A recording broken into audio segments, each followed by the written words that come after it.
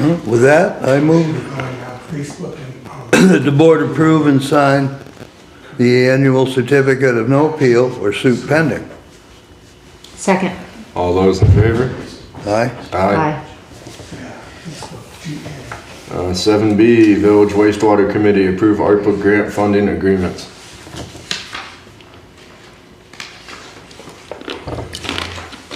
In your meeting packet, you have copies of the ARPA agreements that we received from Agency of Natural Resources. And one of them was interestingly said that the property for which is concerned is not even a town-owned property, but it doesn't matter. It's a piece of property in the middle of the North Village. I think it's a church. Bob Fisher has reviewed these for conformity. He says it's all fine. I asked Chrissy Haskins whether or not the scope of work and the timeframes are appropriate. She said it's all as expected. So I'd recommend that the board sign off on these and authorize me or Tom or whoever else you'd like to execute the documents.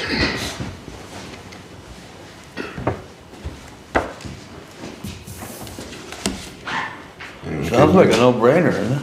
Yep. Yeah. I mean, does it matter if it's you or Tom who is authorized?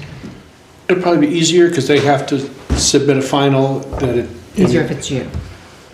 I'm happy to do whatever you'd like to do, but Yeah, it's fine to me. Just add Yeah, it just Tom's saves- name to it. well, it's only a signature for one. It doesn't matter to me however you want to do it. It'd probably be easier for me to do it, and that as soon as I get it, I can do it, bang it, get it out. Okay. Whatever you prefer.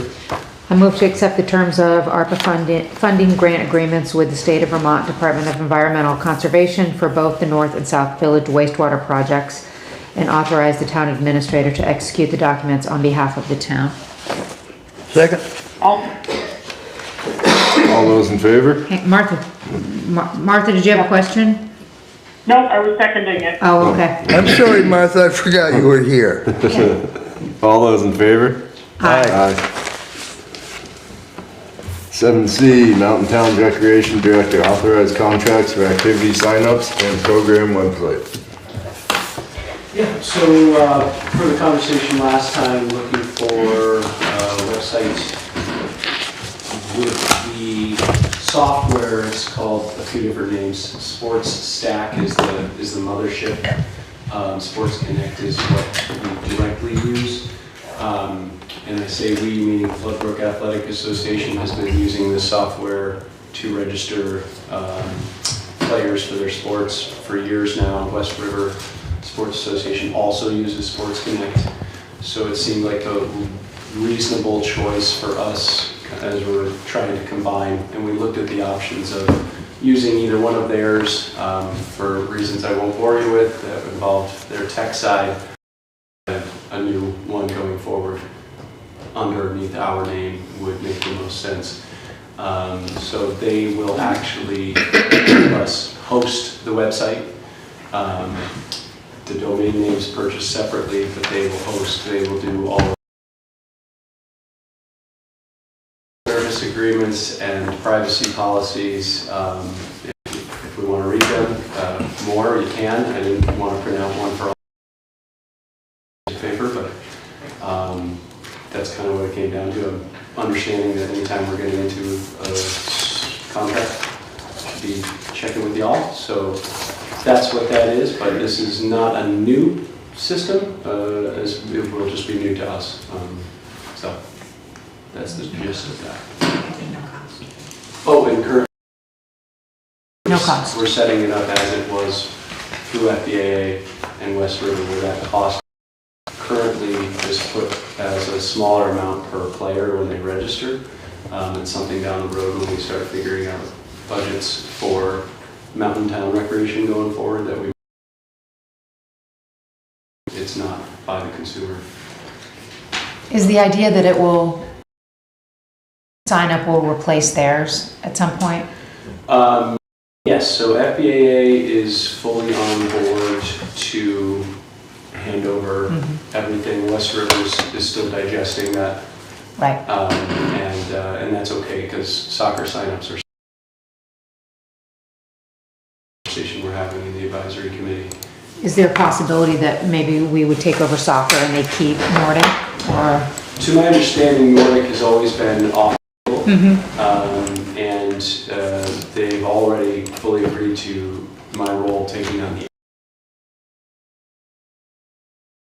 Once we started getting into the details, realizing, wow, that might actually mean, bringing that over from a registration standpoint of online presence, and then what happens with the budgets if we're taking money in for the registration.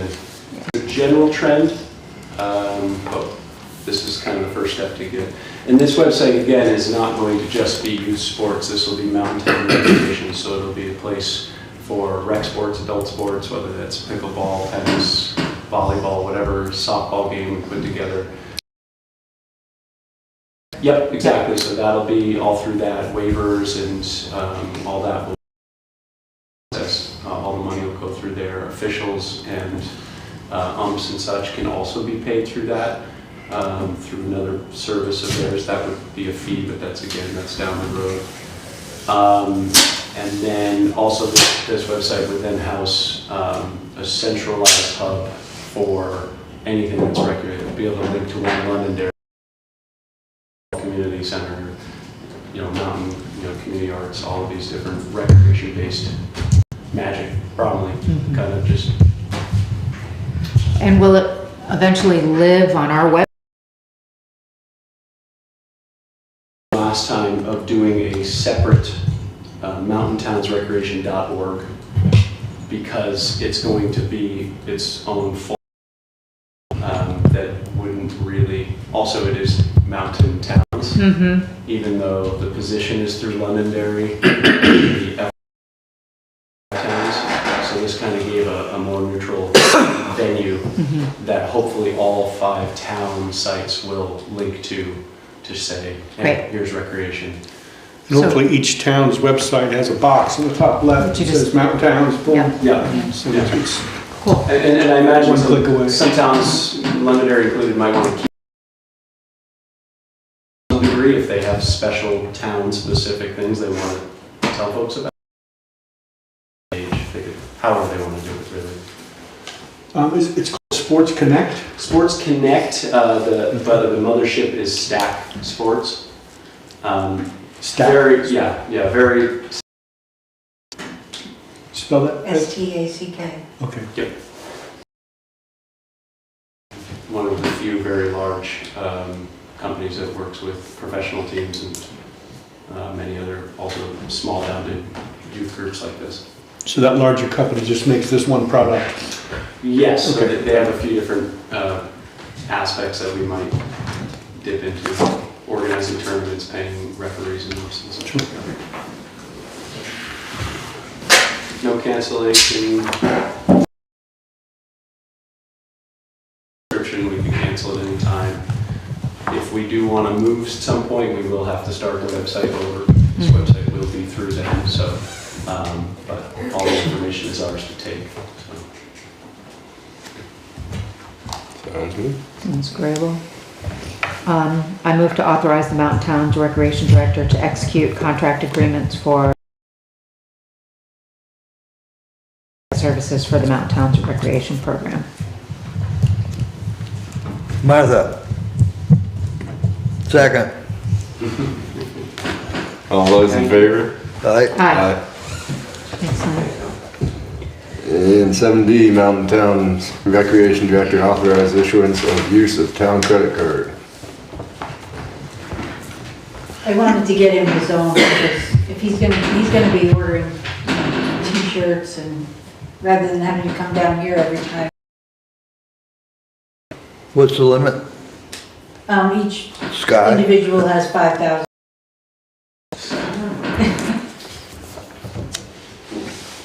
Oh, Well, yeah. seems to be. And that meets all the other, I don't want policy, I don't know if that's the right word, but as far as expenditure The purchasing policies. It's separate. Yeah, Yeah, if he needs to buy something for over $1,000, he has to, Yeah. the process, it's just separate, it's just a way of buying things, but, you know, it's just to sign up for trainings, for attendance Yeah. at any kind of sort of thing, you got, And then they that's the do way it's provide done. t-shirts. So anything over $1,000, we would still see what the purchase Yes. Yep. was being made. So you Yeah. can't skip town. Not planning to. Anyone can make that motion? I move Mountain Towns Recreation Director Liam Elliott to receive and use a town credit card exclusively for town business. Second. All those in favor? Aye. Aye. Thank you. Thank you all very much. Good night. Yep. 7E, Town Treasurer, year-to-date budget review. I don't know if any of you looked it over, but we're doing okay other than the $1 million.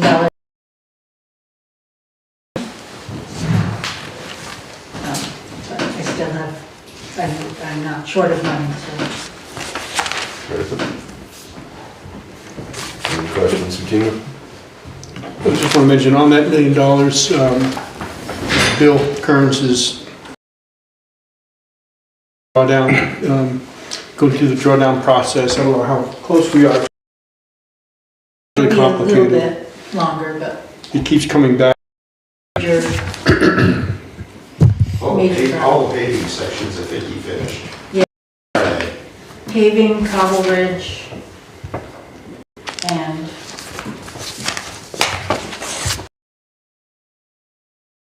was in the neighborhood of $500,000 or something. Yeah, I believe he said a lot of this was done by FEMA before, he just had to put the information in and making him do everything Yeah. this time around. Yeah, That's exciting. yeah. Yeah. You having fun? Do you prefer it without I do, just so I don't hurt the myself. future? I mean, I can George figure Alright, it out. moving on to 7F, delinquent tax collector, discuss upcoming tax sale, appoint town representative. So on the 21st of this month, we're having a in case we happen to end up with something. What day is it? What day is it? Thursday, I think? Was it Or 21st? Wednesday. They're kind of fun to go to. 21st is. They are. They are. And they're being whittled down as we speak. We're down to like 6 now, so. Yeah. Love to I was show at up. 13, so, Do you wanna do it? Jim Sure. said he'd do it. 21st at what time? it's at 10 o'clock, 10 a.m. 10 a.m. on what? Set your alarm. the 21st. 25th. If I don't see you, I'll call you. First, 21. Well, they've 2-1. been throwing a lot around out there. 21st at Yes. 10 a.m. And then I'll still have my coffee in my hand. Item Well, eight. do we, Should make the motion. No, sorry. I'll make it because it's you, Jim. How's that? I move to appoint Jim Fleming to purchase properties on behalf of the town at the upcoming tax sale as provided for under 32 VSA section 5259. You don't want to? I mean, I might just come. Sure, okay. Second. All those in favor? Hi. Aye. Item 8, transfer station, solid waste management. 8A is updates.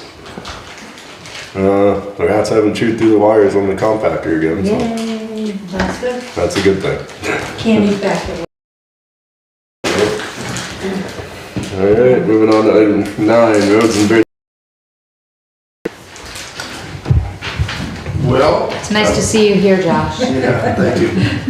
I got sand and salt numbers for December because I wasn't here. 97 ton of salt and 236 yards of sand.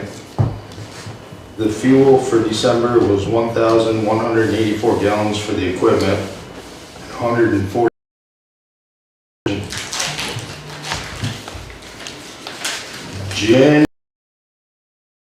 Sand was 1,144 yards. The salt was 323.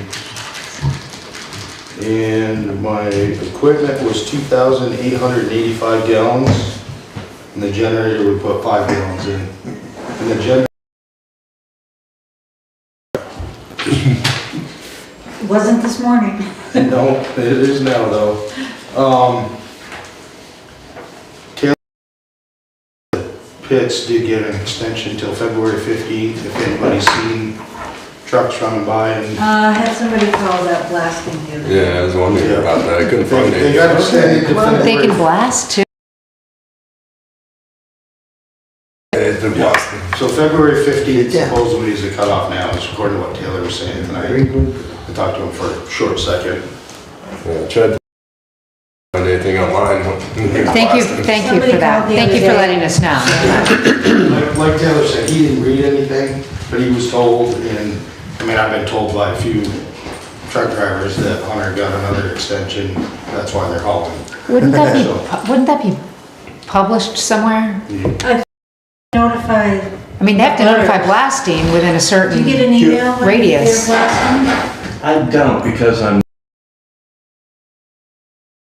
Mail, and I turned it around and sent it to Tom, I get sent one. it to Josh, Yeah, and Jeff I got one, Duda. I think. Can you Maybe send it's it from to your us? home. But doesn't it come to the Because home? people call, I get one when he's blasting. Because I asked for my mother to be put on an email list. But I got it at 12:15, the last one, and they blasted it. You texted me minutes later, emailed, it 4 rocks o'clock. our house big It time. was between 3 and 4, I think it said. So you got it at Right. 12:15 and it happened between 3 and 4. Well, that's not a lot of warning. Nope. Is that the regulation of warning? No idea. No, I know. And then who follows up on that if it's not? I think it is. Yeah. Just a few hours? Hunter, so he put us on the list. Right. It's usually the same day. I always get the. I mean, what if somebody was walking on the West River? I mean, what if they put up a Well, I sign? mean, they have to go out and, I mean, I guess, check the road in the area, make sure nobody's around when they do it. From what I've seen of past, like. I mean, I've seen a sign on the West River Trail that says blasting, you know, for days that are coming, Yeah. but that just seems like not an appropriate amount of time, in my opinion. So maybe we should, who looks into that? DRB? Well, the question came up as to whether or not we've no say on it. The date, I But for the, understand that. your concern on to Will Goodwin, and so it's a zoning issue, so he would look into that. Because they do have a local permit. Yeah.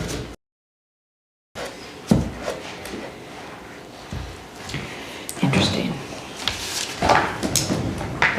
You have a little more if you want it. I said I got a little more if you want it. yeah, The truck was in Texas, built, waiting for a driver to show up. He said, this was Wednesday, he said he was hoping to see it last week, and it didn't, so.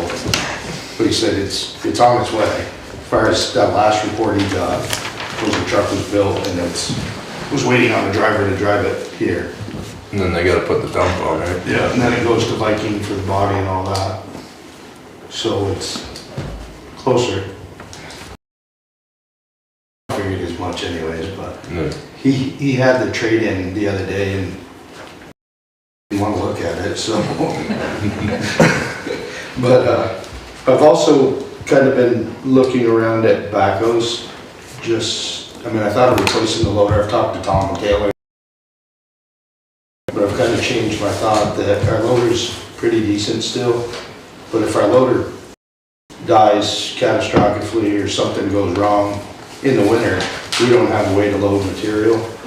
You know, like we've had some problems with the excavator, and I hate to be in the middle of a project. We're on it, you know, set of forks to move culverts around or move pallets up that we can't move around, and, you know, so I've kind of got a couple different lines on pricing. I haven't seen anything yet. And then I looked at a couple trailers, but I haven't really found anything like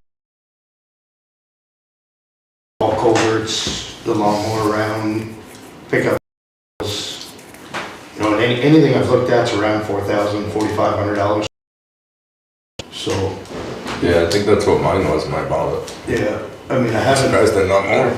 only been looking online, I haven't really called anybody yet, just because the culverts are gonna hang out the back, but right now we don't have a safe way to move culverts. Yeah. And using your trailer was perfect, I mean, it worked well.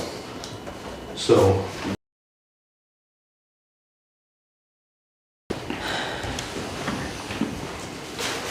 just so everybody knows, I guess. Sounds good. Thanks, Josh. Is that all you got? Thank you, Josh. Discuss radar feedback sign. Well, as you see, I included in the meeting packets some photos of the damage. This was 2 months ago or so. It just has not been a priority, but getting into it, we did file an insurance claim. Denied that because we did not include it in our list of property, which who'd have thunk? You know, you figured it was just part of it, but it's not. So they denied the claim. We figured it was like roughly $4,000 to, you know, buy it, have it delivered, have it installed. So the question is, do we want to go ahead and get another one? I think I did connect with Mark Pickering, who's with the Agency of Transportation, and he looked into whether or not it was one of their plows that hit it or whether or not it was snow. Clearly something hit it, and it just nicked it, because if it had hit it with more than 2 inches or so, it would have been gone. But something nicked it, and Got orange paint on it. yeah. Anyway. I happen to be following the truck today, this afternoon, up through there, I won't mention who's or what. It's perfect height with the mark. Yeah, I am sure. They said that it was very likely wasn't them. I'm just not going to get into it and spend the time on that. But in speaking with Mark, we both agreed that it probably should be closer to the plaza. You know, we would keep this 30-mile-an-hour sign here, but put a secondary sign a little bit closer to the plaza. Where there's a little, You can put it a little further away from the road and maybe do something like that in the spring, because it's a little far away, and it's the first time you're seeing a 30-mile-an-hour sign Yeah, I after agree. 40. So, because it seems like all the guts work, Yeah. just the outside casing doesn't. Well, have we listed these now on our property? No, I was going to ask the question of the board tonight as to whether or not you want to do that, I because can't imagine it would increase our premium. yeah, it's not going to increase all that much, but I figured. Sounds like it's just a lesson in, Deductible, but right. the Yeah, whole machine and. but, you know, who'd have thought? My understanding money left that we had dog-eared for maybe fog striping, but because of the flood, we ended up not doing the fog on Thompsonburg and, Two things. One is we spent the extra money on speed limit signs Yeah. and posts, okay, and we got a grant for $35,000 to do those fog lines. Yeah. Or maybe a 10% match, but we got $30,000 to do that. And we just got information on it And this week. the money for the radar signs was in the previous fiscal year, so it Right. doesn't carry over. right. That's why we spent it. How often does the Wyndham Sheriff station? Because once every couple of weeks would probably get people thinking about whipping around the corner. I mean, I think the radar sign helps, but I've certainly observed plenty of people that just sort of ignore it. So if that guy was a couple times a week for a couple of weeks, that probably gets people thinking. We can ask them to do that. Well, they are stationed in town. The idea was that I it mean, that's what would we're paying them for. be, the idea that it would be a combined effort between sort of the two options, having the radar feedback signs and then still having that presence. So I mean, typically we have a report packet, or at least we do once a month, that sort of gives us a synopsis of where they've been and what they've been doing and how they're spending our money. So if you look at that, but we can call them and say, hey, I just we'd like you to. We can do that. I think that it would be helpful. I mean, Tom can do that because he has the authority. I do not. Yeah, you do. Well, I would go through you. Just chain of It doesn't command. slow people any of the other places coming into town. Yeah. I slow them. Yeah. Don't slow down. I think they do. They do. Science. I do. Science says they They do. go by the sign and slow down, and then they speed up when they get into town. Because it's too far out. I think that's. I'd like to think that most people are inherently good and that they Yeah. see that nice, gentle reminder and they go, whoa, I'm in a town and I need to. And I'd like to think that they do. So that's mine. I think if we replace it, I think we should wait for the spring or till the ground thaws some and then find a better spot for it. The question is, because it's not working. I think we should. Yeah, you gotta take the pole down. Yeah, you just take the pole down, remove it, put the pole back in. I mean, it just Yes. makes sense that if it's not, the longer it's there, the more of a talking point that it's not working. Right. Let's take it down and then replace it. I keep looking at it, waiting for it to work. It works when, Yeah, because I can't disconnect the solar. yeah, I've disconnected every other wire on it, the solar panel I can't get to. just the solar, Bruce has a Powers it. comment, Tom. which is pretty cool. I didn't realize that was soon. Was it an accurate speed limit? Yeah, it was accurate. Wow. Yeah, national.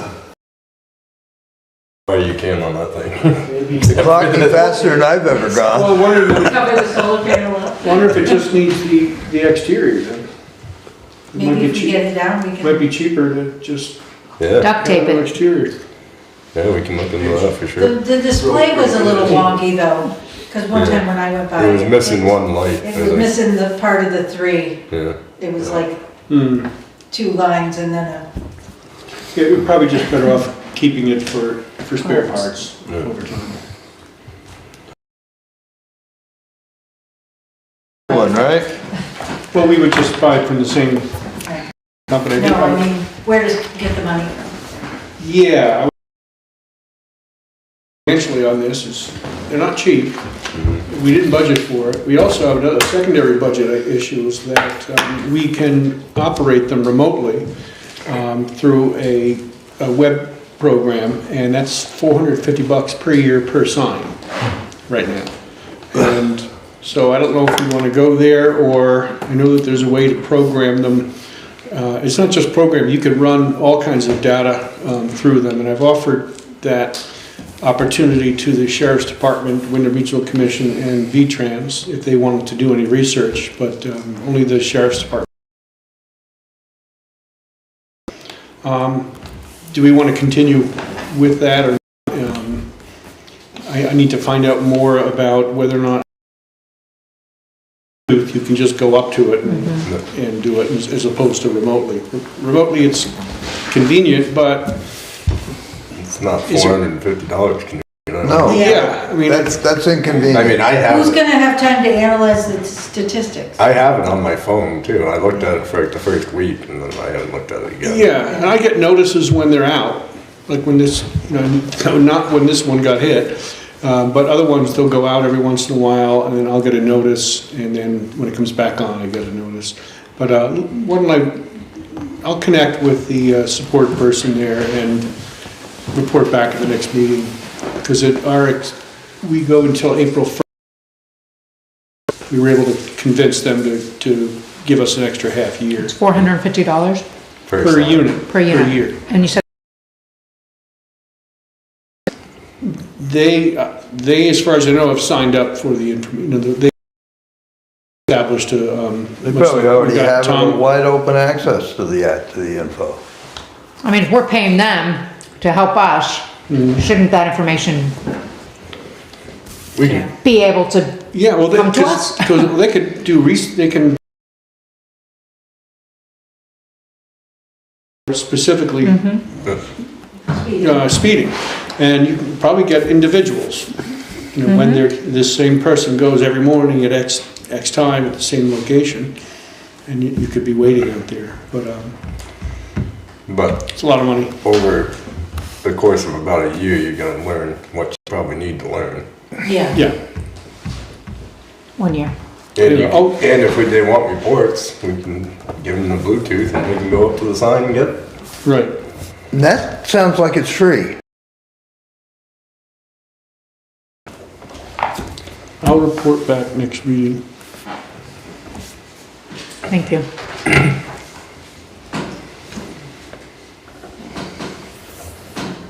So do we wanna order another one? We do, right?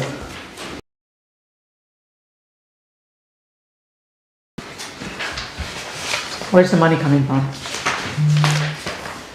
We have, and we would overexpend that budget line. You know, because that's what it is, it's a sign. Yeah, And, we have 15,000 in contracted services, so not likely we'll go over that budget section. you know, we can underspend elsewhere and Yeah. overexpend. And we are getting the 1% on rooms, so we can take a little bit out of that to pay for his water. We just got $10,000. Oh, there's a radar sign. Well, we think we- Could be a two. total of 10,000. Yeah, with the-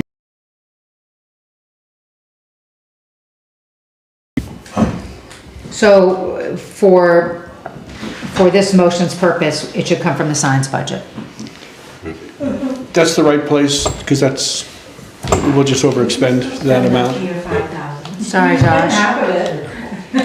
I move to purchase a new radar speed feedback sign to replace the one recently. Second? All those in favor? Aye. Aye. Aye. And I move to add the town owner radar speed feedback signs to the town's property schedule for insurance purposes. Second. All those in favor? Aye. Aye. I think those things are great. Even though I don't go fast, I look down at the speedometer when I get there to make sure. I check myself, Yeah, even if it's just 1 or 2 miles. and even with it busted, I still do. Good. Moving on to 9C, consider applications for excess vehicle weight permits.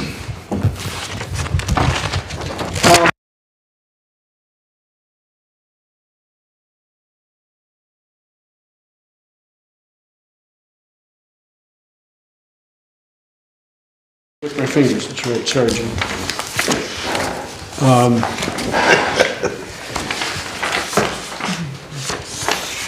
We have a notice that we attach to all of the applications, and Martha, we can read this. One of the things at the bottom of the overweight vehicle notice, it says, permittees are requested to please abide by all posted speed limits. I'm suggesting that we could also add, permittees are requested to please also provide appropriate covering over materials being transported while driving in Londonderry. There may be better language, it's just, I thought about that and just put it out. I support that. I do too. It's very, you know, it's kind of wishy-washy, but it tells it, well, we can't mandate it because it's not part of any kind of ordinance, but we can make permits, we could be, Not get your permit. yeah, you know, in the future years, if we find that they're not doing it, we can say, sorry, you don't get a permit. The town's gotta spend some money because we don't have tires. Working tires. Not anything. We don't have to get an overweight permit though, right? No, but We should set a good we're example. gonna set an example. Oh, I know. We don't have tires. There's one on my truck and I don't know what it is.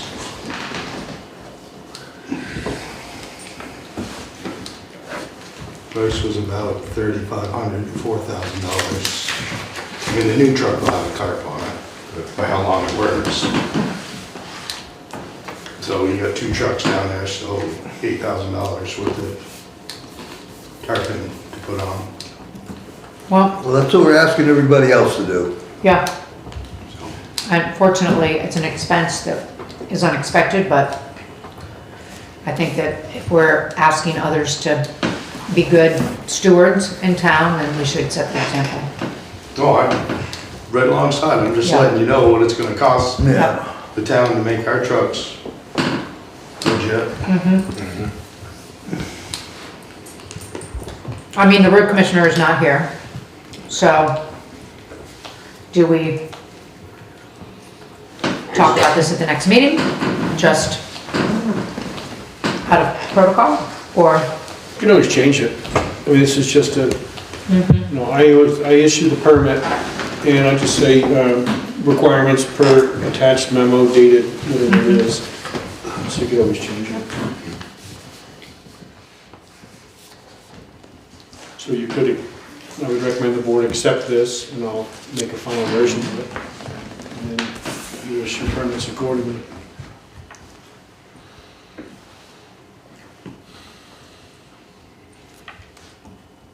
Well, I'm in favor. I am, they gotta truck their stuff through town, we've gotta have the stuff trucked, they just gotta do what we ask them to do. We ask them to So- stay on the pavement, you know, they do it. So I move, Shane, to have you make the changes to the overweight vehicle notice, adding appropriate covering over materials being transported. Second. All those in favor? Aye. Aye. Aye. And now for the overweight Thank you. permits. I move to approve the excess weight permits for Newport Sand and Gravel Company Incorporated, Carroll Concrete Company Incorporated, and GW Tatro Construction Incorporated, and authorize the town administrator to execute the permits on behalf of the town. Second. All those in favor? Aye. Aye. Aye. Moving on. We got an application from Donnie Derby. He's worked for Win Hall, he worked for us at one point. He can only work 23.5 hours 2.5 hours average. average a week due to his pension. But he offered to fill in if we ever need help. If we got a sick road crew member. So we'd be like an on-call. Yeah, it'd be like Yeah.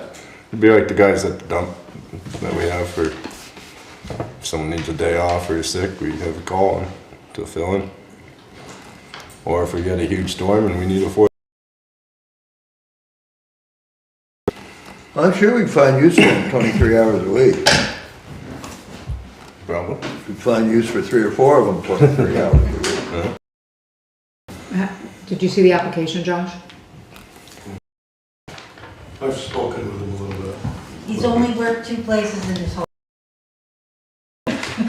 He worked for Win Hall and he worked for, yeah. I mean, I think he's really looking for decent part-time work, you know, when he mows the roadsides, you know, runs the tractor, so, I mean, there's definite times, but I know if we're talking about a full-time position, you know, trying to put it out there too, so, but the last time I spoke with him, he was unsure if he was gonna turn the application in or not. Friday he had, so I haven't spoken with him again. I talked to him, he just said he filled the application out and was gonna turn it in. Yeah. That's kinda how he was like, I'm probably gonna do it, but not sure, and Yeah. he and Hog, we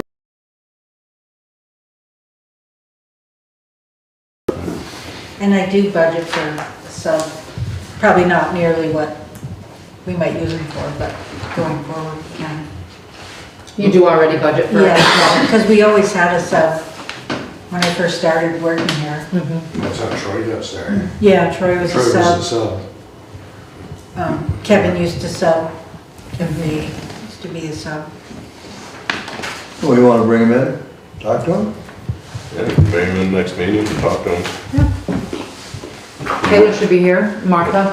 He wouldn't be, receiving health insurance either, because he wouldn't. Hours, I guess it's not based, that's how he averaged it, Yeah. but he could work 40 hours every week all winter, he just has to work less. It's on a year. It's cumulative or whatever. Yeah, if he Yeah. works over a certain amount per year, he gets something on his retirement. Because he's got a retirement plan through the town and all, I believe. So, you know, he's got to work under a certain amount of hours per year, he said. Yeah, it's that. And then I can contact him and have him come to the next meeting if you'd like. Alright, Good. sounds good. And then we'll move on to item 10, old business. 10A is Town Hall renovation project update, and damage repairs.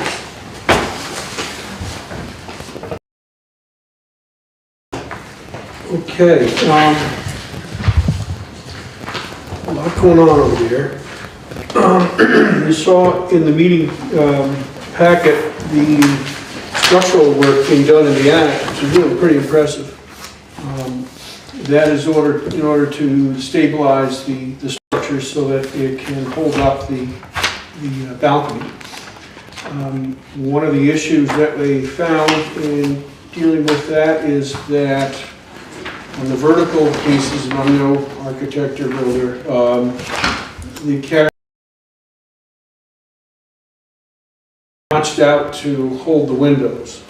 For some reason, the windows are they're not attached to their own studs. They're actually in the beam itself, the carrying beam. So this Wednesday, the structural engineer is going to be meeting with which is All Seasons, and Chris Cole. And I know that a couple of people from the committee are going to be part of that. I won't be. So we need to figure that piece out. Pull a rabbit out of their hat somehow. There's that going on, but yeah, it's very exciting to see this. And but related to the balcony, we got all the decorative, well, the seats that were up there that are right now in the middle of the town hall floor. Those are going to need to get moved to this backstage in time for town meeting. Yeah, Josh, I know that. I thought you were he's- looking at Paul. he's really interested.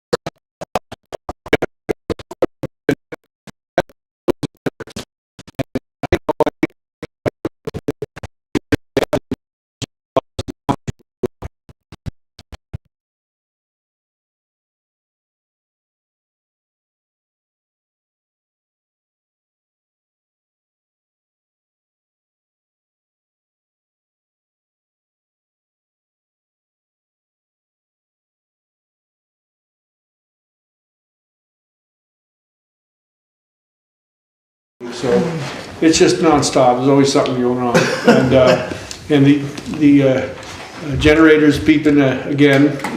We had a service just the other day, so there's always something going on. Anyway,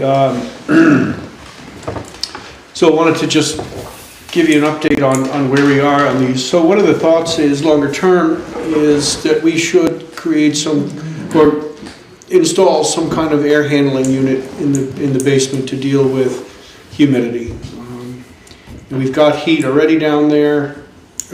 We don't need to cool the building really, but we need to get the humidity out of there. So I'd like to have Chris Cole do a little research on, what kind of air handling unit can be placed in there.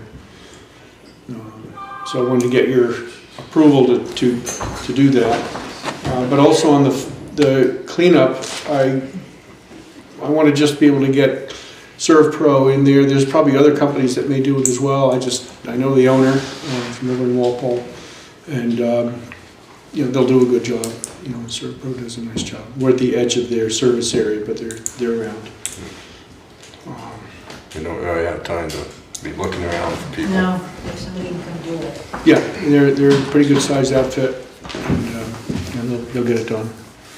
I know Larry. Would that, Larry. Shane, Sorry, go ahead. I was gonna say, would that be covered by our insurance policy?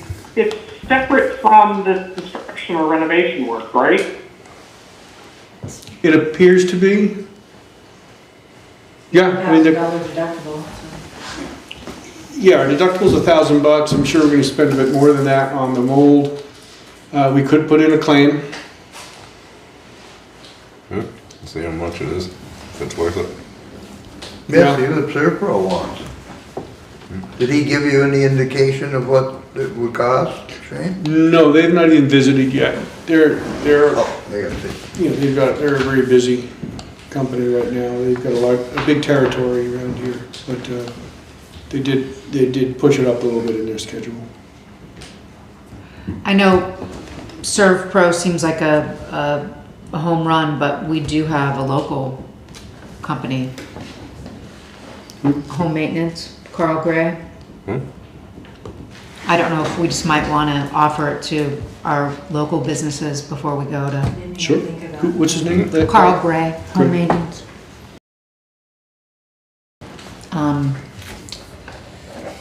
Just helpful work during the floods. Yeah, might be able to get it So- in quicker. Sure. Yeah. Yeah, he did work at the church. So, good guy. Whatever we can get. It's gotta get done before town meetings. For sure, but I mean, it's just nice to offer up locally. Yeah, absolutely. Well, we should contact them both. Yep. Yeah. Right. Then, well, if they both give us a price next week, I prefer not to wait for another meeting. We're running out of time. Yeah. I mean, I don't know, $5,000, $10,000, I don't know what the number would be. I have no idea. Just say 10, okay. Yeah, let's call it 10, and That should cover it, I would think. Yeah, I would think. I hope so. we can use some of the maintenance budget from town hall, but we could use the building reserve. Right. And we can file a claim. Is this gonna be an extra now for the guys working, doing the remodeling, the sheetrock, all that? Yeah, Figure out what's wrong, yeah. unless they caused it. I don't know that, I mean, I saw photographs of the work they did, they just put in a whole lot of hydraulic cement Yeah. in there, so I don't know how Yeah, that. we'd be left to do the finished covering. Say again? We would be left to do the finished wall coverings. Right, but we can have them do it since they're a very responsive company. Anyone care to make a motion? Well, I move to seek proposals for design and installation equipment for the town hall basement level. Second. All those in favor? Aye. Aye. Keep going. I move to authorize up to $10,000 Yeah. for cleanup of flooding, damage, and mold removal control in the town hall basement level, and authorize the town administrator to execute any contractual documents necessary to implement the necessary services. Second. Second. All those in favor? Oh, yeah. Aye. Aye. Moving on to 10B, consider amendments to personnel policy. We discussed this at the last meeting, and there were some questions about the conflict of interest portion of the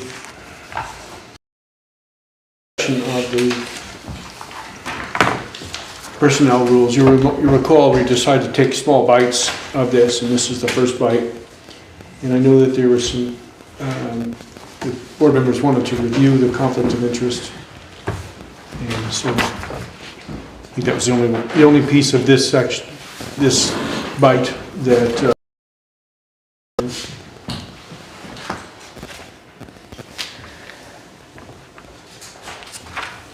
And the comment, Comment was about the first section and how that could limit just about every, like, Josh, we had Close to have rules.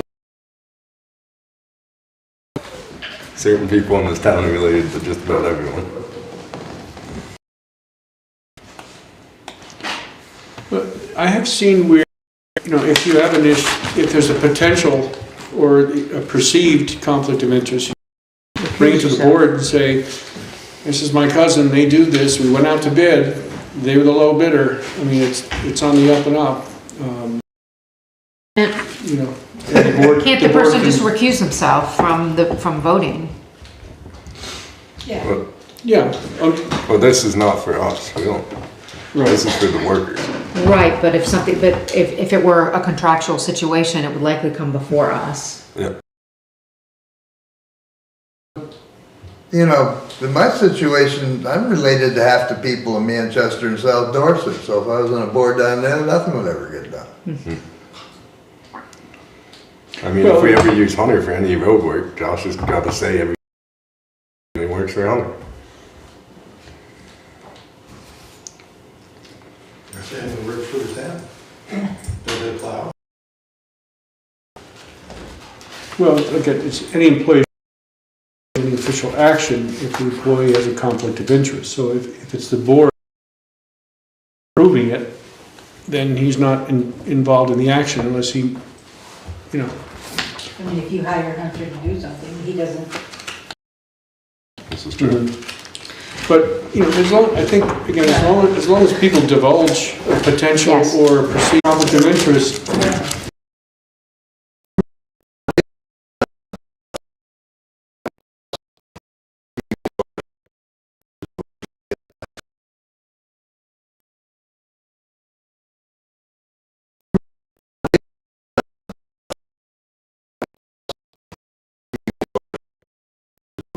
I think we're talking about two different things. I think the first fee is going to be the registration fee, which It's the only fee we've ever talked about, correct.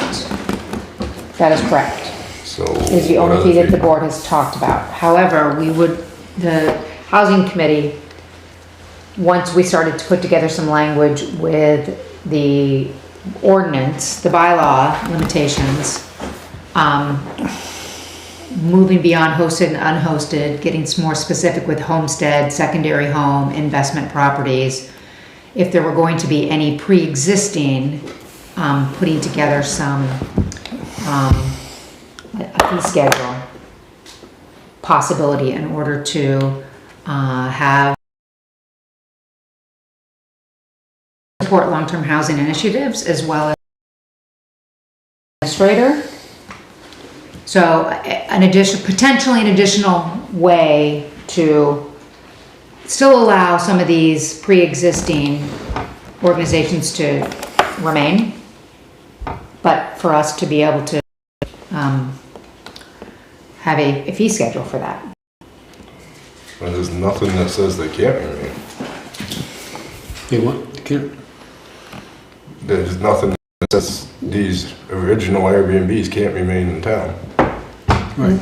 We haven't shown, Because the zoning, you'd just be non-conformity. Doesn't take away the right to have an Airbnb even if it's not conforming with the new bylaws. The And new if- bylaws do not get grandfathered. And generally, fee structure is to pay the cost of administering the ordinance or bylaw. They're generally not a moneymaker. And so I don't know that you would normally try to generate additional beyond what it costs to operate the program. but if we were considering offering some long-term housing initiatives, and there are many communities out there that are working on trying to whether it's long-term rental sort of kickbacks so that people are more encouraged to do long-term rentals as opposed to short-term or seasonal available. And it's a little out-of-the-box thinking. And not all the language has been worked out. So just, we've looked at other towns around, and, the fees have ranged from, some towns have nothing but a registry. Other towns have schedules of fees. Some towns have occupancy or rent tax on short-term rentals that range from 8 to 15% of the rental income. Towns like Woodstock, who we actually had a conference call, they're actually looking at fees on the order of $2,000 registration fee, dollars per occupant for homestead. If you're non-homestead, they're looking at $3,000 and $250 or $500 per occupant that you register. So, it's all over the place of what people are doing. The objectives tend to be consistent. Pay for administration, create some sort of a kitty to deal with issues that these towns have, which short-term rentals are exacerbating, and that's kind of the approach generally. It could also be that now we have a local option tax for, and we've only got 10 grand already this year on to housing. Or again, it's new revenue anyway, and it could be that whatever that revenue amount is could be spent on housing. But I'm not sure if the fee system is the right way to do it. That would be actually a question for the town attorney. Because again, normally a fee system is just to pay for the cost of administration. The fees in Woodstock seem so high, it seems like they're almost trying to not, discourage you from doing it. Working with caps on the total amount of STR units in town. So they've gone through their study, they've come up with a number, I think, of 105. They've split those between how many could be assigned to a homesteader and how many can be assigned to a non-homesteader, whether you have a secondary home or you're an investor, right? And in terms of pre-existing, once the cap is met for homestead, that you can't get a registration license. And the fees are very high. Trying to balance the objectives and also, our approach, our initial approach anyway, is that homesteaders are generally going to be renting, a room over a garage or an ADU, right? So the idea is to keep the fees minimal, less than $500, for example. Secondary home a little bit higher. Investment, which is a business activity, is higher still. How do you propose we figure this out? Well, the registration is... I understand the secondary to that, but how? You're either a homesteader or you qualify as a secondary home. What you haven't seen the Well, you language... said secondary, then you said investment. Yes. Becomes an investment. Or if it's more than one, the zoning language, which you haven't seen yet, Tom, then shouldn't be foreign to you if you've seen the proposed zoning language, because it was all pretty spelled out there as far as homestead, secondary, investment. It was very clear. The planning commission thought that it was pretty clear. So, the reality is that the census says that we have 1,483 units in 140 of those are at short-term rentals. That's 9% of our housing stock right now is short-term rentals. The data may ebb and flow a little bit. That's relatively high when Woodstock is proposing a 5% cap. So we're kind of high, I think. for short-term rentals. Now, once we have the registry and the data susses itself out, it may not look this bleak. But I think that we should be prepared to consider possibly capping, but fairly and equitably and legally. We just have to not think we can't. I hope Woodstock said it would pay a lot of money for a lawyer, because they're gonna get sued. But you know what? Anybody can go down to the town hall with $10 and sue anybody. So let's just, I mean, that's the reality of it. I'm just saying. But if we are thoughtful and we do our due diligence and we try to make sure that we're doing the right thing for our town, then we have a leg to stand on. So the list in front of us is under Article 5. What's wrong with moving paragraph number 3, alternative number 3, that takes out any reference to fee, leave it as it's described here, and then the committee that's been working on this come up and propose for a secondary document, not an ordinance, but that has the recommendation for the fees. Let's not get rid of all the work you've done by getting the fees. Let's pass the idea that we're really trying to have fee structure, but we're keeping out of this ordinance document. We did that already, Martha. That was, if I'm looking at page 66, what the ordinance did, alternative. Okay. So that was done, now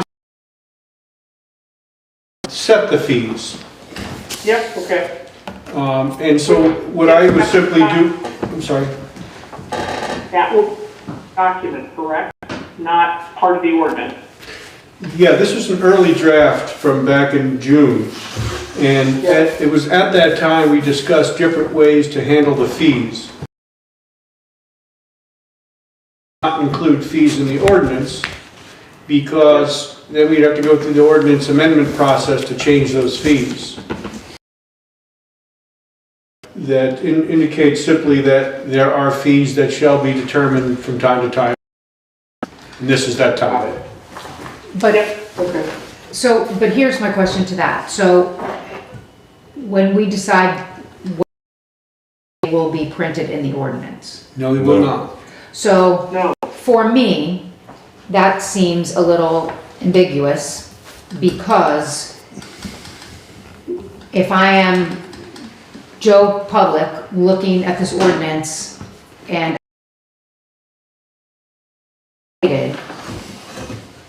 how certain am I that the fees are the same for anyone who fills out the registry? As we do with the zoning bylaw, has a separate fee structure. It's not part of the zoning bylaw itself. So what we do is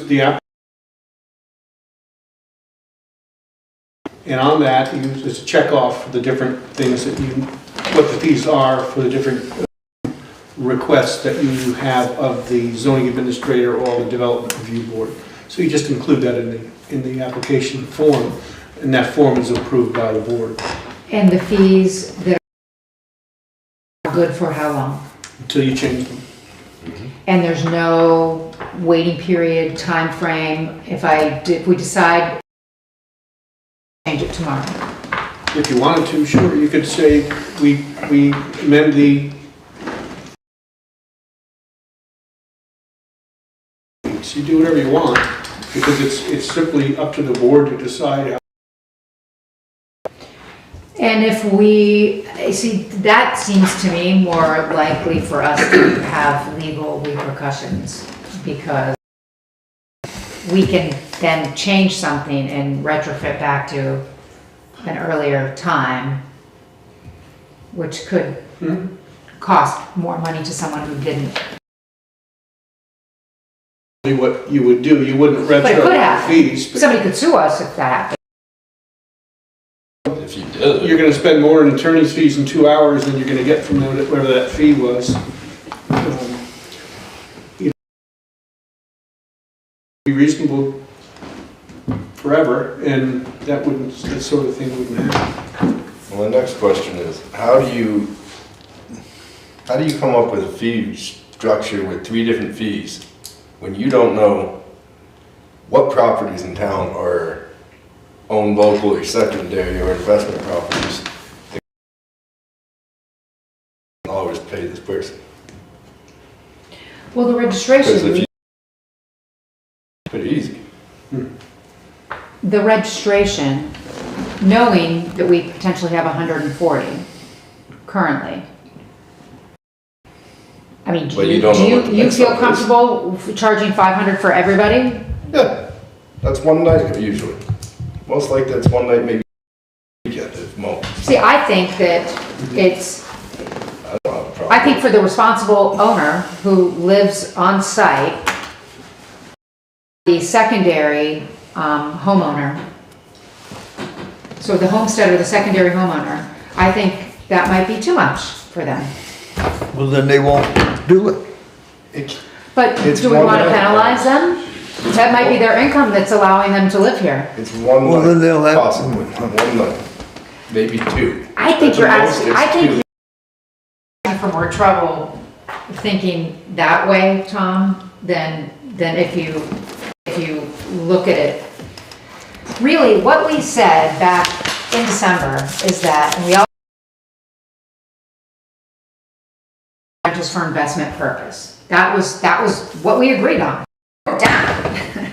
So why would we not charge more for somebody who's wanting to do a short-term rental for an investment? Why would we not want to charge more for that? I'm just to asking prevent how it? you're gonna come up with a fee structure with 3 different options and come to $50,000 to pay this person. Because you have no clue how many locals, how many secondary, and how many investment in this town. If they file their homestead or. Yes. Well, homestead is the first way to figure it Yeah, but out. we If don't they're even- homestead or second homeowner, so there's Yeah. 2 parts of the 3-part We don't know equation. where these Airbnbs are, all of them. Well, and. We don't even know how many there are in this town. So No let one me does. ask you this, when you put in the budget line for dog licenses, you don't know how many dogs there are, right? No, Okay, but you just put a well thought out line item there, Yeah. a dollar amount. yeah. And there is a way to look at, when somebody buys a property, we get a property transfer tax return. And they have to put on it what they're gonna use it for, whether it's a homestead, it's a second home. And obviously, if they put it in an LLC, you know they're planning on using it as an investment property, they're not gonna live there. Maybe they might use it for their own purpose, but they most likely. Or it's a red flag and that requires a conversation. Suss some of this out. Can I suggest something? I think 500 is, in my view, a little too high for your homesteader. However, to solve would be, minimum charge is $500, and we still layer additional fees for secondary and for investment. Just from an administrative standpoint, my recommendation is, because we're gonna be powering the whole thing up, is go with one fee and see how it shakes out. When you're dealing with an LLC, then more work will be done with someone who's a homestead. I think it should be driven by how much work is put into it. I think we gotta figure out the information. Yeah. That's I the agree. easy way to do it, say 500. I would think that the short-term rental person would come in and look at the sales, and we have a book in the vault of the whole year, and we have them going back to 1980. And you can look and see what somebody bought the house, what their purpose was for buying the house. I'm sorry, Bill, but I think the problematic short-term rentals are not the primary homeowner, the homesteader, or the second. Care too much about their parents. It's the investment properties. They're the ones that are causing the septic issues, the transfer station issues, the noise. So to me, it just makes good sense because it's more of a nuisance to charge more for those uninhabited, unhosted investment properties. I'm just saying we don't have any information to make. We don't know how many short-term rentals there are in this town. One thing said 300 or something. This one says, the one you're quoting says 140. Because I sussed out the We don't Stratton, because I took out the Stratton and manually removed the Stratton properties. That is how we came up with 140. Just making this up as we go along. There's work that is being done. I'm sorry, Martha, I didn't mean to interrupt. No, I wanted to agree with you that you gotta start somewhere. Using your absolute best guess with the data you've got, and then assume that for the next 12 months or the next 36 months, you're gonna be gathering more data and tweaking it. So let's just start and get this going with our best guess. That's what I'm saying. Just do 500 and then we'll get the information and we can come back.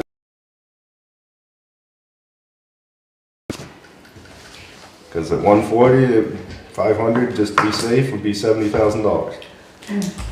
I can't tell you that the word is out because I've had probably 2 people come in and ask when they can register. But my question is, so yes, we went uncontested to February 1, but had that fee structure discussed, the $500 flat fee. It has been discussed in many meetings. I've said it. It's on the record. If anybody looked into it, they'd find it. But it was all to be determined, Tom. It wasn't definite. My I question know. is, would we have potentially had some pushback from the homesteaders and the secondary people?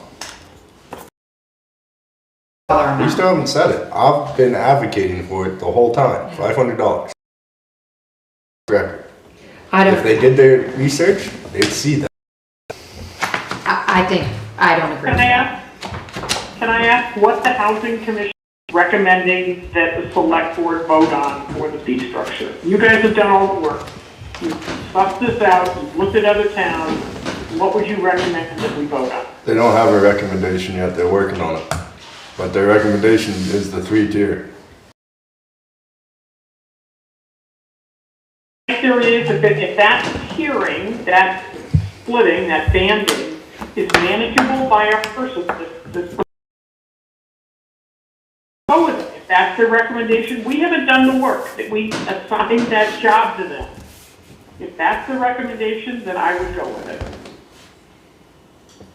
I don't think we have enough information. Is the You've got something that you'll have ready for the next meeting, Yes. hopefully? I could give you something tonight, but I don't want to yet. Let's have the whole thing or nothing, right? Plus, But I mean, we have, we need the whole board. yeah, so, I mean, I think the number was something like 40 or 45% of the housing in Londonderry is non-homestead. We looked at the data that Melissa, culled through and sussed out and determined that roughly 140 short-term rental units behind it. We've talked to people. So just for the, that's again the foundation that we're using. I think we're pretty comfortable that, at issue that, we're thinking about, which is, if you set fees at $500, for example, that's somewhat higher than what we were suggesting for people who are homestead. You run into potential compliance issues, and you do. So we looked at it in terms of what if you had 50% compliance, where are we going to sit? And again, part of the ulterior motive was, since we're at the Housing Commission working on all these various things to try and create opportunities to, generate local housing. Part of it was, again, to try and, create a little bit of a kitty. But I think we'll be in a position to move it through, the Housing Commission, early next week, onto the Planning Commission for them to review sometime during the course of next week. And if Planning Commission's on board, then it would be to you guys, hopefully, up to a week in advance of the next select board meeting for people to review and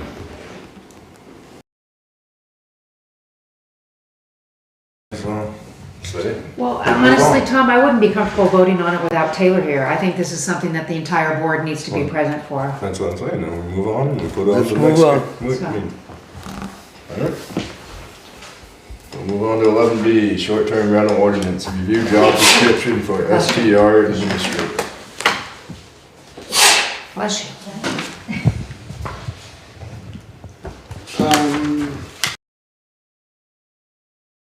Standard format that we've come to establish job descriptions, and I went back through the ordinance. I looked at a job description that was put together by Lebanon, New Hampshire. We've been trying for 7 months to get an inspector. 7 months. Offering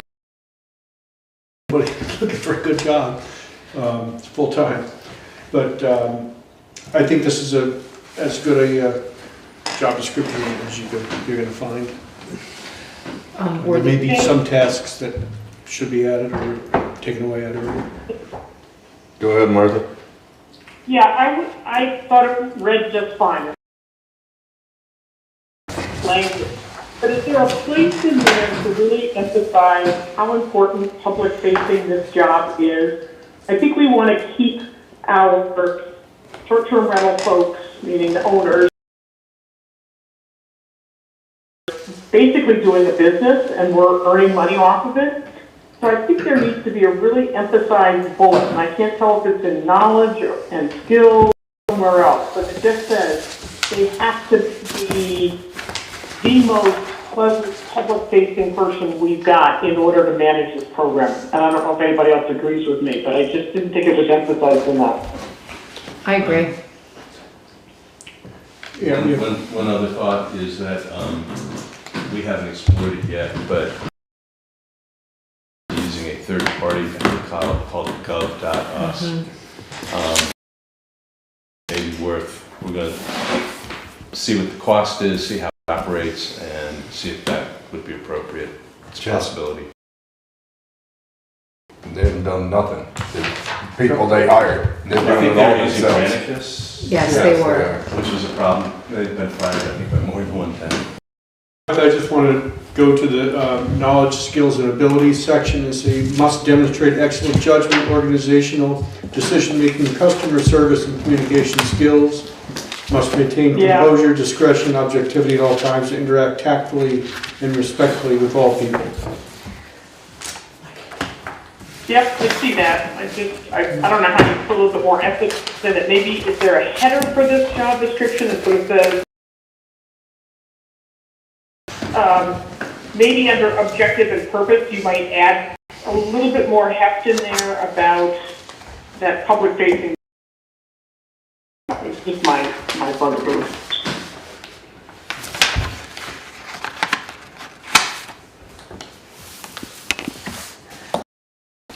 Shane, were you able to find any Vermont job descriptions? No, I put out to all the town administration, town managers, hey, has anybody done this? And they said, no, but whatever you put together, We please wanna share. see it. Send it on, yeah. Well, oh boy, Sure they great. did. So, but I did hear back from Lebanon, the town manager. Or if Patty might know that has a job description for it, just to see, just because I know that that's something that they, the ski towns out there attacked it hard, eyes wide open. So I don't know, just something else to look at. I think this is very good, I but think we nailed it. something that might be, there might be something more public facing that might be important to, we could find the language there. For that matter, all of our job descriptions say that. Yeah, I mean, it's for everything, but might be better off in the personnel policy. I mean, if you're taking on a job with a municipality, it's Yeah. kind of Yeah. speaks for itself there. And I think that's us, as the select board, know that that's what's gotta be an important feature of this person's skills and abilities, then that's fine. And it is said in those bullets, I agree with you, Shane, I just want people to recognize the importance of those personnel skills.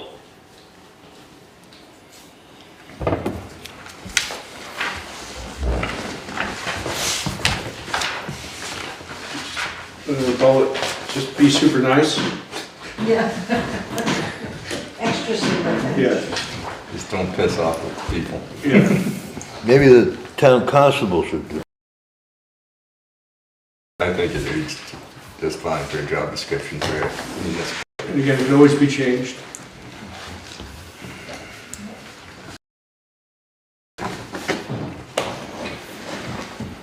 Do we want to take more time to look at it, or do we want to have some motion here? If you want to make the motion, then. Martha, you good with it? Or, Melissa, you good with it? Yeah, I'll go home and give Okay. it another look over and it can always be changed.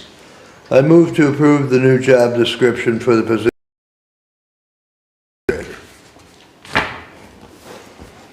Second. All those in favor? Aye. Question related to this. I presume we do not advertise this position until after town meeting. I don't want to put the cart before the horse, but we also don't want to, we could hit the papers the next day if it passes. What we're going to do. We should definitely wait. Yeah, but I'll get stuff ready. It doesn't take much to go forward with that process, but it's, if we want to get someone in by April, May, it's a good piece to do.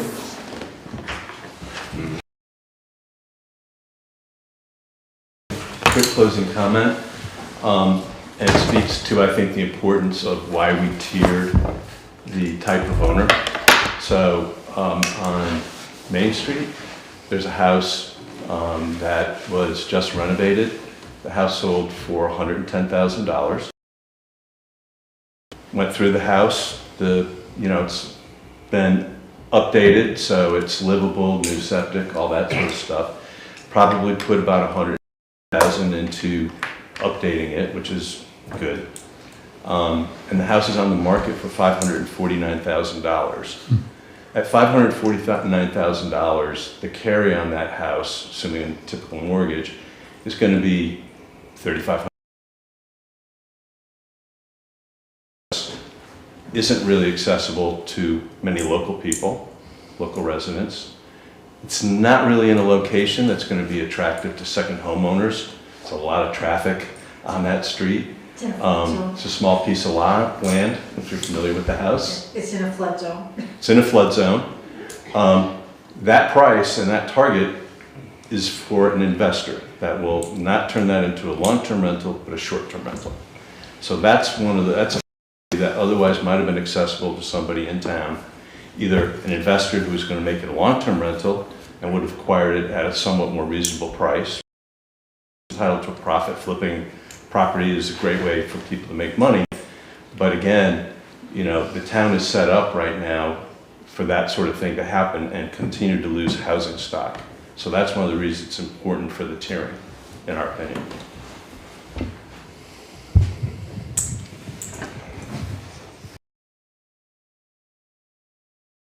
Martha, I move that we adjourn the meeting.